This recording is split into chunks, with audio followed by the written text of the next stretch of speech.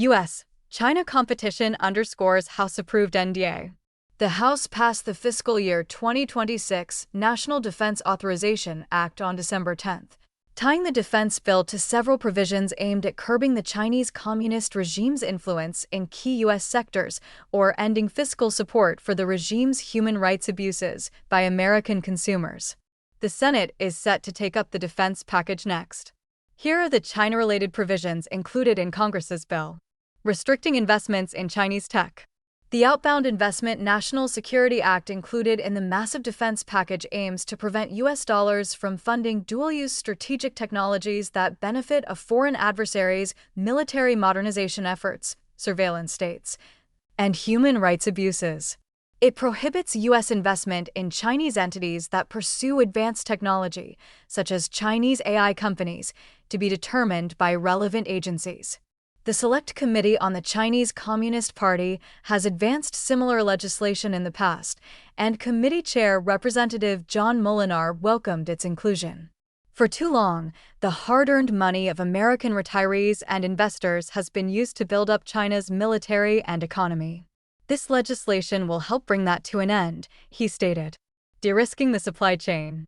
The bill will prohibit purchases of certain critical minerals, molybdenum, gallium, and germanium, from non-allied foreign nations.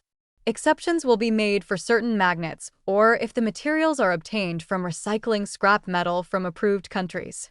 U.S. lawmakers and officials have said that de-risking the critical mineral supply chain from China will have to be done with partner countries and will require government support by way of price floors or other mechanisms.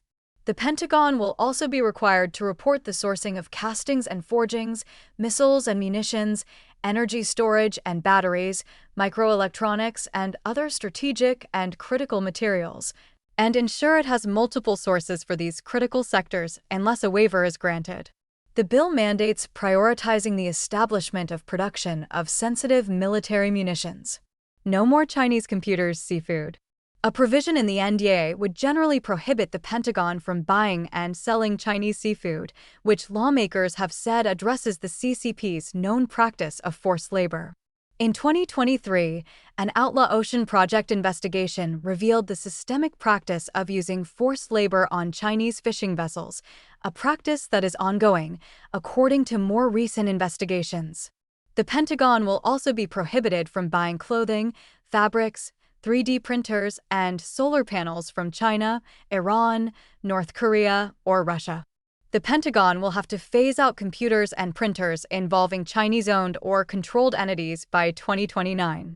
The NDAA also contains a provision prohibiting new or extended contracts with biotech companies of concern to be determined by the Office of Management and Budget, and requiring a risk assessment of U.S. data held by foreign adversary biotech companies.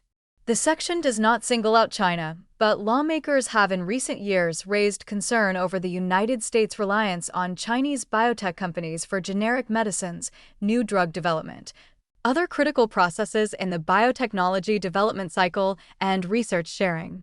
A separate section of the bill concerns Americans' biodata and prohibits contracting with Chinese biotech companies that would access U.S. DNA or RNA. It also highlights the intelligence gap that has arisen in Chinese biotech investments and acquisitions in the United States and calls on the intelligence community, including the Pentagon, to release a report and strategy to counter this.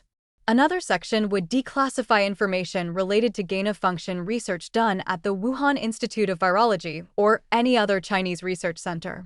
The bill also includes a section prohibiting Pentagon funds from being used to support any entertainment projects with ties to the Chinese regime, including where the project has or is likely to comply with CCP demands to censor content.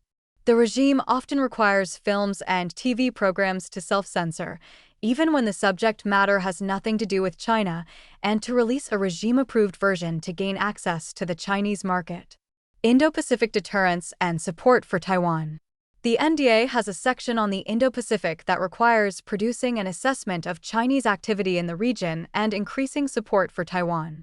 The bill also calls for creating more regional China officer posts in foreign offices to monitor and report on malign activities conducted by the CCP around the world.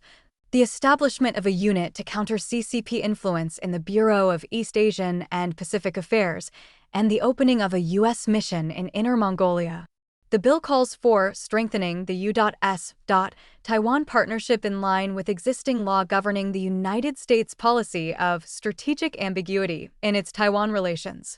This involves increasing military drills and cooperation with allies in the region, a joint drone program with Taiwan, increasing arms sales to Taiwan if appropriate, and joint training between the U.S. and Taiwan Coast Guard. It also refers to non-defense-related support for Taiwan, such as supporting its participation in the International Monetary Fund. Taiwan is the United States' 10th largest trading partner, and the bill notes that Taiwan holds about $741 billion in foreign exchange reserves, according to a 2020 U.S. Treasury report, more than that of India, South Korea, or Brazil. U.S. policy states that the country will not deter or discourage Taiwan's bid for membership in the IMF and will maintain support for Taiwan's participation. Reports on China. Several provisions are aimed at identifying the degree to which foreign manufacturing is involved in defense supply chains, with some explicitly naming China and others requiring general reporting requirements or assessments on the state of U.S. China competition. The Secretary of War will be called on 90 days after the NDAA goes into effect to give a report on any choke points China, Russia, Iran, and North Korea have over the production of strategic and critical military materials. After 180 days, he will be called on to report on the munition stockpiles of the United States, including in relation to those of China, Russia, Iran, and North Korea. The Pentagon will have to similarly report on drugs that the Pentagon purchases that are sourced from China. The bill codifies the Pentagon's involvement in an interagency panel meant to review foreign acquisitions to review and block purchases by entities acting at the direction of or on behalf of foreign adversary countries to buy U.S. farmland.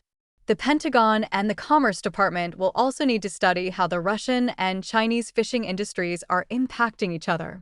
As part of its report on military presence in Europe, the Pentagon will also have to assess the impact of transatlantic cooperation on deterring threats from the Chinese regime. Various congressional committees want a report from the Pentagon on Chinese involvement in fentanyl trafficking to the United States, a plan to stop it, and identification of persons involved for sanctions. The lawmakers are also seeking information about the regime's explicit involvement in the drug trafficking or money laundering in international synthetic opioid trafficking. Lawmakers also want reports on the wealth of the CCP. Investments the regime is making in Brazilian agriculture, which have increased in recent years as an alternative to trading with the United States and sometimes with poor environmental outcomes. Entities that provide support to the Chinese military. The CCP's diplomatic posts, foreign adversary information manipulation and interference strategies, and China's Arctic activities.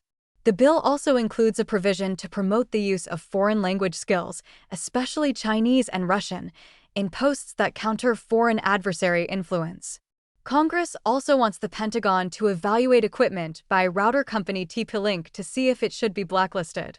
Lawmakers have sounded the alarm over TP-Link, which, according to some estimates, covers the majority of the small and home office router market in the United States, citing issues that led to Chinese telecom giant Huawei being banned. The company's links to China could subject it to intelligence sharing obligations under the regime's national security laws. Spokespersons for TP-Link have pointed to U.S.-based operations that serve the U.S. market and denied any links to the CCP.